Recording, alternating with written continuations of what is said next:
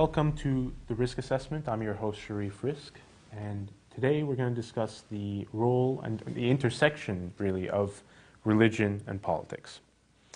History and philosophy have highlighted numerous times how important it is to ensure that the separation of church and state has to exist in all circumstances.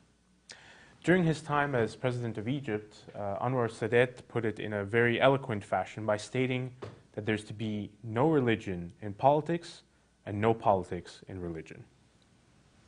The Coptic Church itself believes in the separation of church and state, not just for practical considerations, but for spiritual considerations as well. It draws reference from Jesus' famous call to render what is to Caesar unto Caesar, and to render what is to God unto God. However, history has taught us in the past, and continues to teach us today, that this hard and fast rule is easier said than done. The rise of religious-minded governments in Egypt and other parts of the world is a clear contradiction to this long-established principle of governance. But despite the numerous denunciations from secular-minded as well as religious opposition, the steady march of religious politics continues. And it continues to dominate the political horizon in many parts of the world today. But what is the reason behind this? What is the driving force that makes religious groups rise to power? And why is it that a religiously motivated political leader always ultimately fails at effectively governing his state? It's quite obvious that a religious leader, or a religiously motivated political leader in particular, will advocate on issues that relate to religion in general, but to his particular religion in particular. This is only one way to look at the problem, however. We must understand that the issues that a religiously motivated political leader will tend to focus on are, at their very heart, social issues. They are problems, obstacles, and dilemmas that face many people in society, and are problems in particular that affect the citizen's inheritance in the afterlife. A religiously motivated political leader's main tool is to convince the religious population that their moral concerns will be addressed by none other than the state. While there is an obligation on each and every individual to make sure that they're living a good, decent, and honorable life, a religiously motivated political leader promises something else. He promises that the state will do its part to complete your efforts and help you fill the gaps in your spiritual life. I'm sure you can see to a religious person how appealing and how good that sounds. This all seems fine and dandy on paper, but the reality is a very different situation. The state's efforts go as far as to make sure that people are complying with the literal interpretation of the scriptures, without making the extra effort to make sure that the person understands the underlying philosophy or reasoning behind this law. For example, if a scripture commands a woman to be dressed in a non-provocative manner, and it does so to make sure that it does not lead someone to lust after them, a religious state can only enforce the first part of that sentence. It can only enforce making sure that women are not dressed in a provocative manner. The second part, however, puts an obligation on the state to teach society in general the reasoning behind such a law.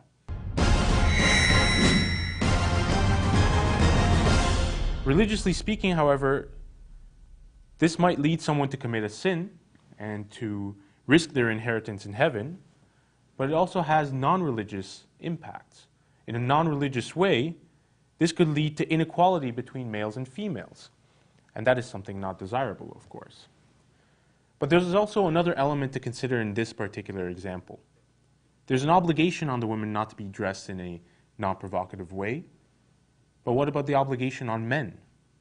What is the obligation put on men to make sure that they are not lusting after women in such a manner? What obligation does the state have to make sure that men are taught in the same way that women are? There is no such obligation on a religious state. A civil state, however, that's a different matter. There's another problem with this kind of system in that every country in the world now, no matter where it is, what continent it's on, has a diverse population with different groups and different ethnicities. And Egypt is no exception to this, of course.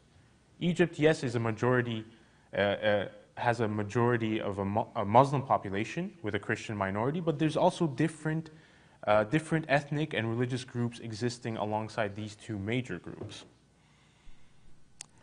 But wherever it is, if there are any efforts to make sure that one religion or one ethnicity is more important or more superior to any other religion or ethnicity, it leads to a bitter resentment that causes a paralysis in the system. It causes the country to, or it causes certain ethnicities to withdraw politically and to withdraw in terms of economic production.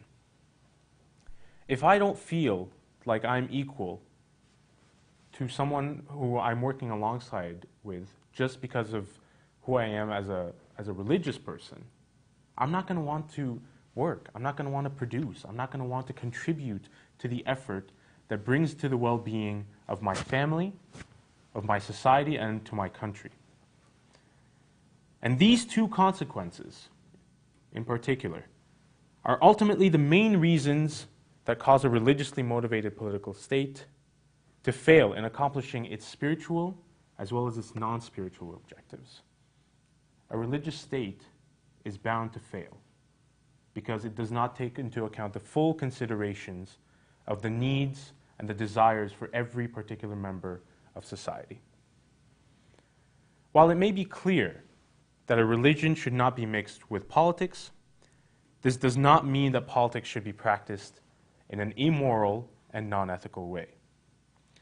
Ethical considerations and moral values are at the heart of any religious establishment and should also be at the heart of any political establishment.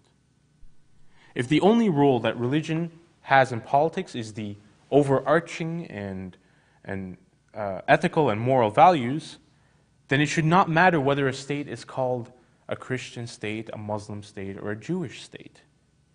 The only thing that matters is the adherence to the ethical code that underlies these religions and the concrete steps taken to put those codes into practice in our everyday lives when facing the problems, when facing the obstacles, when facing the dilemmas that we face as a society and as individuals.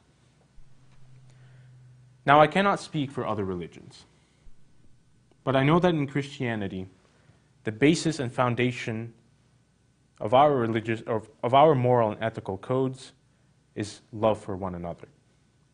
Taking this basic moral and applying it to the economic, social, political, and legal issues that we face can have a profound impact on the way diverse and multicultural societies are governed, without infringing on anyone's desire and right to practice their own religion and pursue the life that they think is best for them. As for the shortcomings of our spiritual efforts, that's something to take up in private with God. It's something between you and God only, and no one else. Don't leave it on the taxpayer's dime to fix the problems and the shortcomings that you have in your own spiritual life. Thank you for joining me today for the Rizk Assessment. I'm Sharif Rizk, and we'll see you next time.